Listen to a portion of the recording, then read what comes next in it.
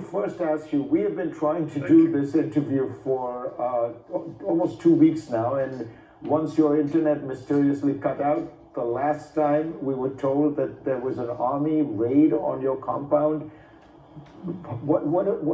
Tell us what happened. Well, look, ever since I came out of jail, Fareed, my house is surrounded by the police. There are checkpoints. Everyone is checked who comes into my house, and they have to walk a distance.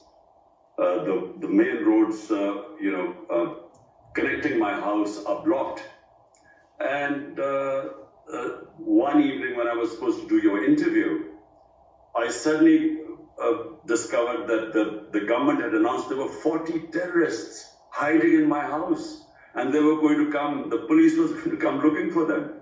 So I opened my house for the media to come and see where these terrorists were. So that's what stopped the police raid. So unfortunately, it's an unpredictable time. So hence I couldn't do the interview before. Where do you think this goes? Do you worry that the elections which have been scheduled, which you were hoping to participate in, will not take place? Tell us, looking forward, what do you see happening? Well, Fareed, my worry so far is about our democracy is being dismantled.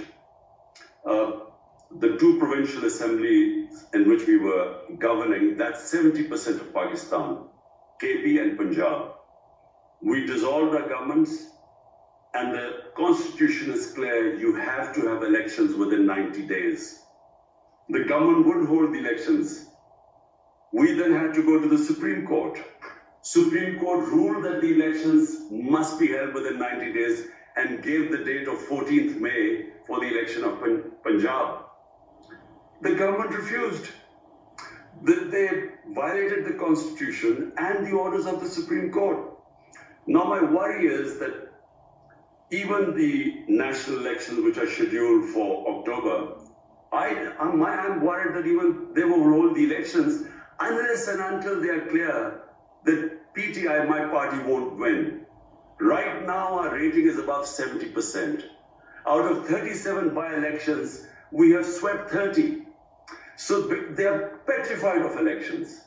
And because they are scared that PTI and I will be back into power, everything is being done to dismantle our democracy. So right now, as we speak, over 10,000 workers have been arrested. My entire senior leadership is in jail. Tuesday, I'm going to make an appearance for various bails in Islamabad. 80% chances are that I will be arrested. So right now, there's no rule of law. One of the judges cried while saying that he gave people bail and they were rearrested when they got out of the court. The Supreme Court Chief Justice, when he says elections are to be held on 14th of May, when his decisions are discarded, so we are heading towards the law of the jungle. Might is right.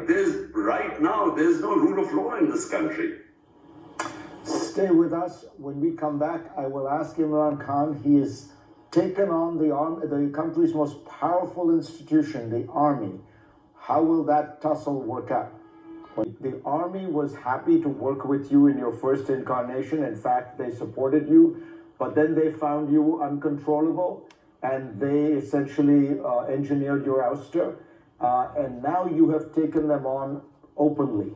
Are you doing that, and can you win a struggle against what is often called Pakistan's most powerful institution? You know the way the saying goes that most countries have armies. In Pakistan, it is the army that has a country. Look, Fareed, how can you win by taking on your own army? Even if you win, it's a Pyrrhic victory. The country loses. Pakistan needs a powerful army.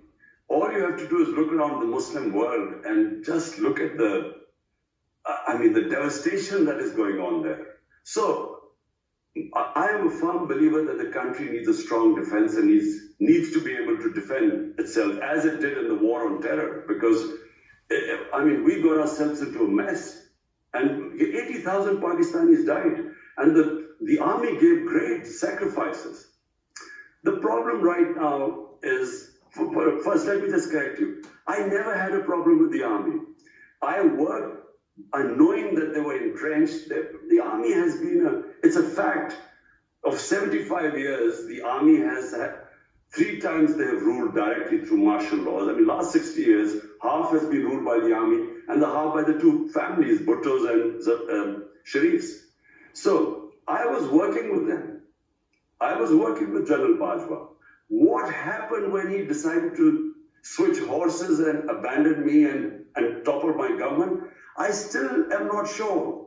I'm still not sure of his motives. One of them he had struck a deal with the current Prime Minister for his extension. But I never knew what happened. All I know is that the last 6 months, he just worked to remove my government, and he's openly afterwards in an interview claimed that he decided that I was too dangerous for the country, and so my government was ousted. Since then, all I have said is that the solution to Pakistan's problems are in free and fair elections, because that's the only thing that would bring political stability in this country. And without political stability, our economy has just tanked. We now are in a worse situation than Sri Lanka was. I mean, Pakistan has never had the economy in such a tailspin as it is in right now. The only way you can bring the economic stability is through political stability, which will come through elections. That's all I've been saying. Now, the problem I'm facing is that somehow the current lot, the what I call the PDM parties, they have aligned themselves with the establishment. And they have convinced the establishment that if there are elections, they are going to lose, which is a fact. Now, in order to keep me out, the whole democratic system is being dismantled. So when the government does not listen to the Supreme Court and doesn't follow the Constitution, when the way they have used the pretext of arson, they blamed us for the arson when I was grabbed from the High Court by the army, and the way I was grabbed, there was a reaction, but they've used that reaction, unfortunately, to dismantle the party. So I mean, they have over 10,000 workers are jailed. A lot of women have been jailed, which has never happened before. Let me ask you, Imran, they are now trying to try us in military. Just one word. Sure. Sorry, they are now thinking of trying us in military courts. But there also was an attempted assassination on you, Imran. Do you think that was directed by the army, and do you think you are safe now? Well, there was, in November 3, there was an assassination attempt, which had preempted. I had predicted, I had been warning that they're going to use this so-called religious fanatic who was going to, kill me. And then just like Salman Taseer, our governor, he was killed by a religious fanatic.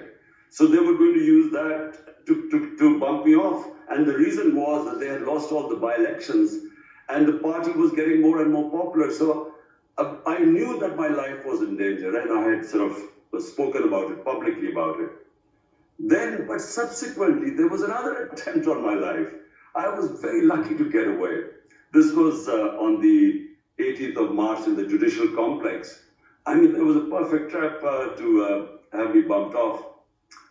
There was one other way which I preempted and already announced, but so, yes, my life is in danger, because they feel that even if they put me in prison, the popularity of my party is at such a level right now that despite that, they think that they won't be able to stop us winning.